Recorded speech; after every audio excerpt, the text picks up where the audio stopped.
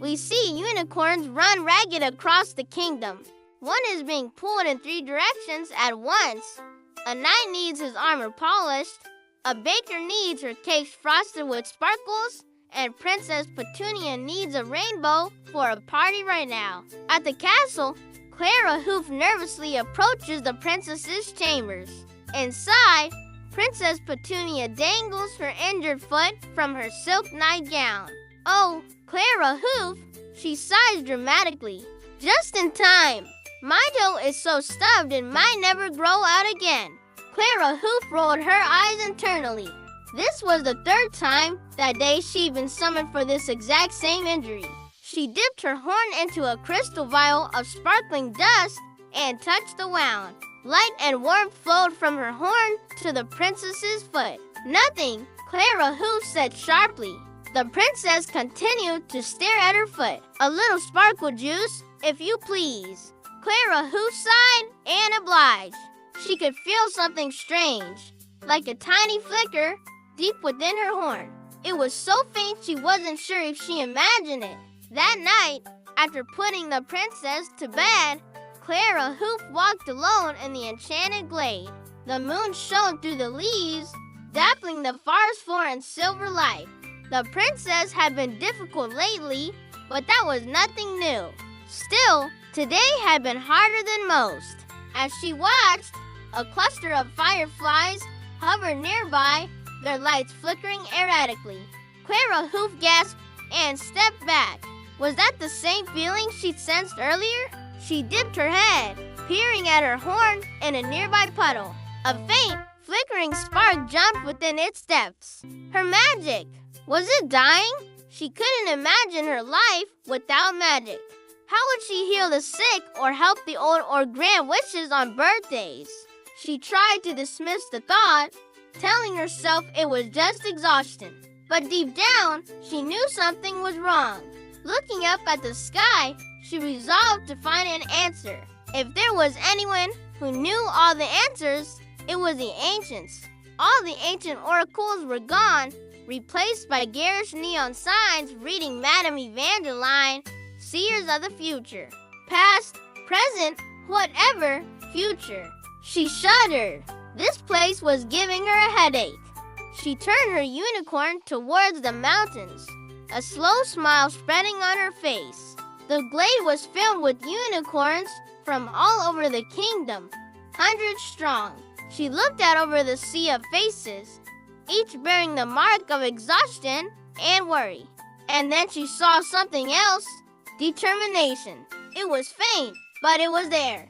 "My friends," she cried, raising her voice, "it's time we stood up for ourselves. For years," she continued, "we have given our magic freely, never asking for anything in return.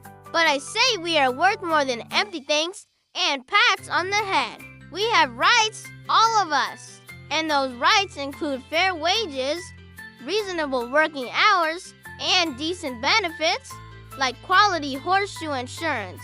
Are you with me?" The crowd roared its approval. In flowing gold paint were the words Unicorn Union, Local 42. "We will not be taken advantage of anymore," she cried. "We are magical beings, not servants. Not today, not ever again." And so the strike began. At dawn, instead of trotting towards the castle, the unicorns stood shoulder to shoulder on a picket line circling the royal grounds. Signs adorned with shimmering paint were raised high. Unfair hornditions, hoofing it for 2 little oats. Magic is work. The griffins delivering supplies to the castle circled overhead, honking their horns in solidarity. Inside the castle, Princess Petunia awoke to an alarming quiet. No birds sang outside her window. No servants bustled in the halls. No blacksmith hammered at the forge. Bathing that evening was a disaster. No unicorn had come to enchant her bath with jewels, so it was merely warm. And worst of all, no Pegasus had arrived to create a magnificent rainbow to light her room. Instead, there was only the ugly brown ceiling. Petunia threw herself onto her bed, surrounded by a growing pile of undone tasks and unsung lullabies. She was going to have to do everything herself. "Oh, how unfair! Your Highness," he panted, bowing low. "I have news from the front lines. The unicorns refuse to budge. Clara Hoop told me they want double the sugar cubes, an 8-hour workday, and a day off every 5 years." Princess Petunia narrowed her eyes. "Don't be ridiculous. Where did you hear such nonsense?" Then she sighed, slumping onto a nearby chair. "Very well. Tell them I will accept their terms." The wizard beamed and hurried away. He burst through the doors to the glade and raced towards the center circle where Clara Hoof and her fellow unicorns were gathered. "I bring good news," he cried. "The princess accepts your terms." Then they heard a familiar sound. A girlish giggle followed by the unmistakable stamp of hoof on stone. Her eyes flashed dangerously. "I accepted your terms," she said through gritted teeth, "but I'm not willing to negotiate further. Now get back to work. I have a mountain of bats that need enchanting." The unicorns recoiled in horror. Clara Hoof stepped forward. With a flick of her tail, the princess vanished back into the castle.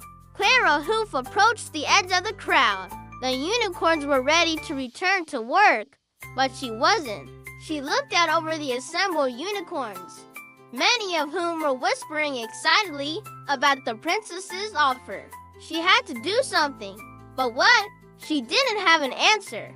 Then the crowd parted as Sparkle Hoof came bounding toward her. He nuzzled her shoulder. "It's no use, Clara," he whispered urgently. "I heard the princess talking. She's hired substitutes." And indeed, at that moment, a gaggle of Pegasi swooped through the air, trailing messy rainbows behind them. "If she uses our magic to do our jobs, it won't last long. I refuse to negotiate with ungrateful brats," Princess Petunia called from atop a nearby boulder. The fairies disappeared in a huff, leaving the unicorns to brush glitter out of their coats. From inside the castle, the unicorns heard a plume of smoke, followed by a booming laugh.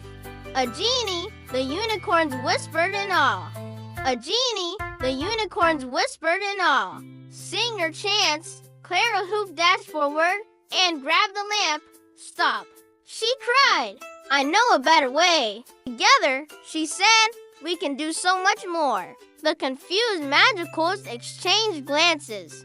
Maybe she was right. The princess cowered inside her room as the windows shattered.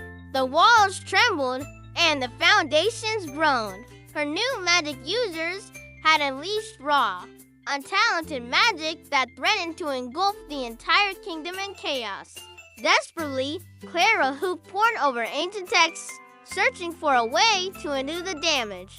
She found her answer in an obscure prophecy. The text spoke of an artifact hidden deep within the castle, an object known only as a siphon. But if mishandled, it could tear apart the very fabric of the kingdom. The unicorns, jennies, fairies, and Pegasi all flew to the enchanted glade, drawn together by the urgency in her voice. Together, they would channel their magic through the siphon, drawing on its power to restore balance to the kingdom. The siphon sat in the center, pulsing faintly in time with their combined magic. Taking a deep breath, she reached out with her magic and touched the siphon. Energy surged through her body as the siphon drew in their magic. The other magicals followed her lead, bringing their full power to bear. Each color represented a different source, a different kind of magic. And then just as suddenly, it stopped. The light faded, revealing a ring of exhausted but satisfied magicals. The siphon lay silent at their feet, drained of power. No horses pawed the ground outside her window. No servants hummed as they polished her toys. No blacksmith rang his anvil. Dismay filled her. How would she get her shoes shined, or her hair braided, or her bag filled? What would she do with all her free time? Glancing round her room, she spotted her half-sparkly dress. An idea struck her. She hadn't asked the unicorns to make it. She could put on the dress herself. Ha! She picked up a tunic, then paused. Who was going to mend the holes? Frowning, she hung it back up. Later that day, the princess addressed her court. "Everyone," she cried, "I've had a marvelous idea. Let's have a party." Everyone blinked at her in surprise. "But princess," stammered the royal tailor, "your dress is torn, and your shoes are scuffed, and I don't care," interrupted the princess. "Let's have a party." "Petunia," he said softly, "you don't have to pretend you don't need your servants. You know you do." In the enchanted glade, Clara Hoof surveyed the scene before her with a satisfied smile. They had set shifts, dedicated rest time, and the right to refuse frivolous requests. "Can I help?" she asked. The pixie looked up in surprise. "Oh, sure, thanks." "It's all right," said Clara Hoof kindly. "It takes practice." And as they stood back to admire their handiwork, Clara Hoof noticed a single flower struggling to bloom in a crack in the pavement. Reaching out, she touched it with her horn and infused it with magic. The flower blossomed into a beautiful purple pansy. Clara Hoof smiled. She had a whole afternoon to herself. It would be a great day for a picnic.